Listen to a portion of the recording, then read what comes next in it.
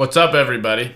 My name is Isaac Huss, and today let's talk about how you can approach dating as a penance, and why you might be better off doing so. If Christmas is the most wonderful time of the year, I would like to argue that Lent is the least wonderful time of the year. Yes, I do hate Lent, and I dread it so much that sometimes I'll even look ahead on the calendar to find out when it begins, just to mentally prepare myself to be miserable for that whole month and a half. Yes, I have already looked ahead to when the calendar shows Lent in 2024, and in doing so, I stumbled upon an amusing anecdote. This year, Ash Wednesday falls on February 14th. That's right, Valentine's Day. I will admit, Valentine's Day isn't my favorite time of the year either. When I happen to be in a relationship at the time, it's just fine, I guess, if generally expensive. But if I'm being perfectly honest, it can be something of a downer when I'm single. If nothing else, it's like a 24-hour-long reminder that other people are in love, and you're not. And that's not even counting the weeks and weeks of advertising that happens in anticipation of the 14th of February every year. So yeah, as a single man, there is something strangely satisfying about V-Day falling on Ash Wednesday. The first day of Lent isn't necessarily supposed to be miserable, and no, I'm not supposed to hate Lent. But it is supposed to be a solemn, sober, and stark reminder of both our physical mortality and also our spiritual frailty. And the church prescribes fasting and abstinence as a way to consecrate the beginning of the 40-day penitential season with extra penitence. Part of me, if I'm being honest, will take some sort of satisfaction in the thought that I'm not going to be happy on Valentine's Day, and nobody else will be either. Okay, that's a little bit of a stretch. But I also think there is a lesson to be learned in the providential collision of the great Catholic Day of Penance and the great commercial Day of Love.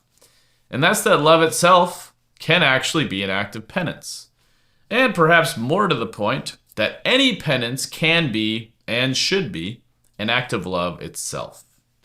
In fact, I'm willing to wager that more single Catholics would find their dating lives more satisfying and maybe even more successful if they took a spirit of penance and penitence into their romantic efforts and excursions.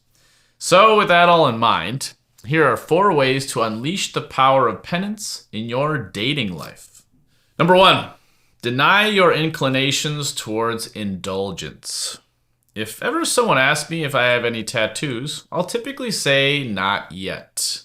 I expect to get one eventually, and when I do, I've decided it's got to be something meaningful and preferably timeless.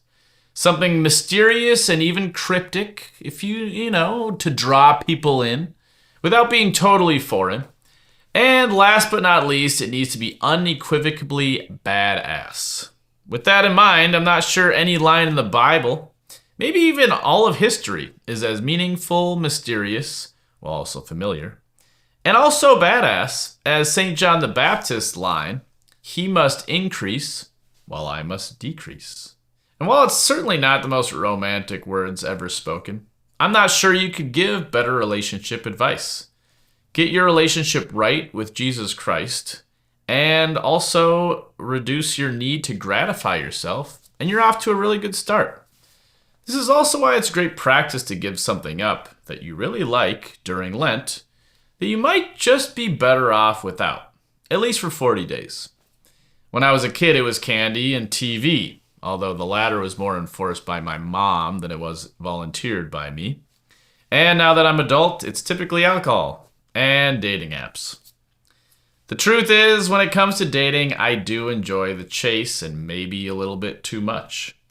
And to take a break from the dating apps, even if I don't take a break from dating altogether, does help to ground myself a little bit, reset, and ultimately I'm better for it by the end of those 40 days. So, I would encourage you to do the same.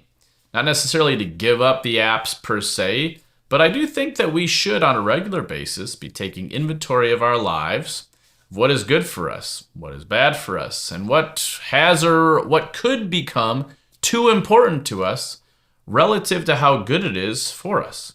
And Lent is as good a time as any to do something about it. Number 2, lean into what is difficult. On the other hand, I have at least 2 unmarried male friends who have never been on a dating app in their lives. Yeah, okay, let's be real. There is something about putting yourself out there in search of that special someone, particularly on the internet. That's kind of a vulnerable thing, if not altogether scary, and maybe even somewhat awkward at times, if not all the time. For these guys, it would not be a penance to abstain from online dating. Instead, it'd be quite the opposite. It would be a penance to begin online dating. So, I've actually challenged them both to make that their Lenten penance, to go on the dating apps, to actually put themselves out there in the interest of ever getting married, which, by the way, likely requires them actually dating somebody eventually. Of course, that doesn't require online dating. It might just simply mean it's time to ask the woman from young adult group who's been giving you a little extra attention out on a proper date. It might even just mean going to that young adult group that you've been avoiding because you're afraid of the awkward conversations you might have. It might even be doing something difficult that you also know will be ultimately beneficial for you in the dating game, like hitting the gym on a regular basis, or even cutting that hair you've been growing out since COVID. Regardless of what it is, Lent is a great time to pick something in our life that aligns with our long-term goals that we've also been hesitant to do for no particular good reason, and just do it. Number 3, make a point to avoid evil. Now, you might be thinking to yourself, well, shouldn't we always go out of our way to avoid evil? And the answer is yes. And yet we still sin. As the saying goes, old habits die hard. And in order to break bad habits and create new ones, that requires real intentionality. One of the nice things about being a single adult is that we have perhaps the greatest combination of both autonomy and expendable time as we'll ever have in our lives. In other words, now is the time to devote your time and energy to shedding vices and growing in virtue. Let's be real. If you don't do it now, it's only going to be harder to do it later in life. On the other hand, if you do make a point to root out the evil in your life now, you'll be better prepared for a happy, successful, lifelong marriage, and you'll likely be more happy now, and as such, likely more attractive to potential matches. For me, that, means a lot of things, but I'm going to start with scaling back the things in my life that take up too much of my time or otherwise play too prominent of a role. That begins with how much time I spend on my phone. I've already put timers on a few of my apps, and I'd encourage you to do the same if that applies to your life.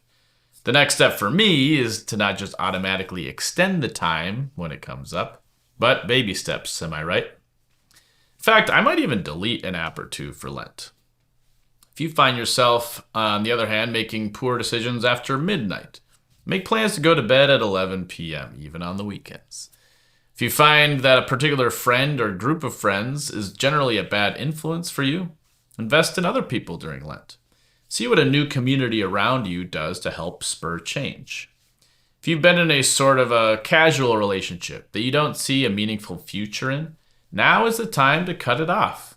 If nothing else, any time spent with that person might be time you could have spent meeting someone else.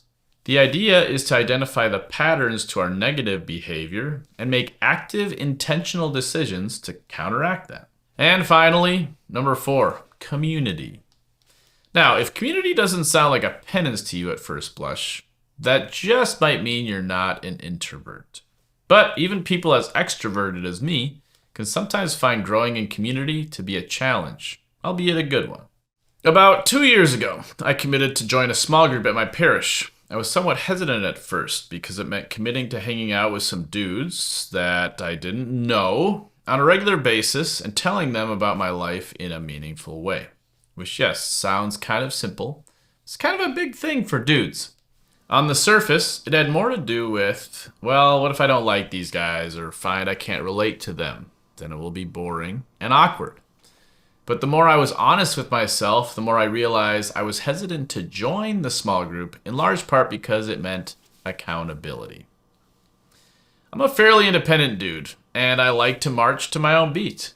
And that means everything from setting my own schedule to leaving town when I'm feeling spontaneous, to, well, generally ensuring that my freedom is not encroached upon. I've been in small groups before and they're great, but they're also challenging because they require a certain level of transparency. And as a result, other people get to know about what I'm up to in my life, even when sometimes I might prefer they didn't. As challenging as it's been really good for me, and I highly recommend it, particularly for single people who are also looking to get married, and particularly for independent people wanting to do the same. My small group is a good reminder to me that my life is not meant to be lived on my own, prioritizing my own autonomy above all else. In fact, there are a few things that are more antithetical to my own goals of a happy, holy marriage and family, if you really think about it. For a long time, I have been wanting to have my cake and eat it too, if you will, when it comes to living my best bachelor life now, and then magically being able to leave it all behind the moment I decide I've found that special someone. And for that reason in particular, it's helpful that my small group includes several married men who share what life is actually like with a wife and family, and not just what I make it out to be in my wildest dreams, like some sort of extension of my bachelor life, but also with some smoking hot babe as my wife and some fun kids around. In conclusion, whether you love the dating game or hate it, whether online dating is something you're tempted to do too much of or none at all, leaning into a spirit of penance and penitence in our single years will pay dividends in our own lives immediately, and very possibly in our dating lives before too long. And the great Ash Wednesday Valentine's Day of 2024 is a great time to start. All right, that's all I got for today. But I'd love to hear what you think. Do you find yourself enjoying the dating game or loathing it? Is it more of a penance to you to put yourself out there or scale it back? Has there been a time in your life, perhaps a Lenten season, that proved to be a particular period of growth for you? I'd love to hear your thoughts on this video in the comments section below, as well as any future topics you'd like me to cover. And feel free to pass on some of your own wisdom in the process. If you like what you heard, please give it a like. Subscribe if you'd like to be notified of any future videos. And you can even hit that bell and get a ding, ding, ding when it happens. Thanks for watching, and I'll see you all very soon.